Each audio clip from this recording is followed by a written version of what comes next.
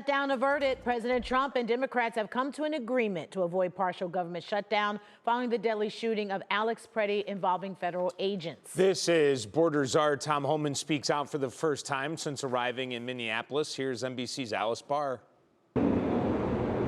Shutdown struggles reemerging on Capitol Hill as overnight a plan to fast-track a government funding vote hit a snag in the Senate, with at least one senator objecting, just hours after President Trump announced a deal had been reached. We've gotten along very well. We're working on trying to get it to stay open. 5 sources say the plan was to pass a chunk of government funding while splitting off the Department of Homeland Security and taking 2 weeks to negotiate immigration enforcement reforms Democrats are demanding, including ending roving raids and no agents in masks.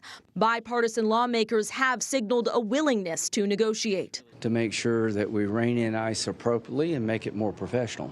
Congress must stop them. President Trump overnight appearing to shift course again on his administration's response in Minneapolis, asked if immigration enforcement agents would soon start pulling out. No, not at all. That after earlier in the day, his border czar, Tom Homan, said this. My main focus now is drawdown. Adding that reducing federal manpower in the city depends on cooperation with state and local law enforcement for more targeted migrant removals, focusing in jails and prisons. The mission is going to improve. I'll believe it when I see it. Minneapolis Mayor Jacob Fry in Washington pressing for a full federal pullout and an overhaul of officer conduct as his city reels from this month's deadly shootings of Renee Good and Alex Preddy. People can see with their own eyes how the funding for ICE is being utilized right now, and it's not creating safety in our communities, it's causing chaos.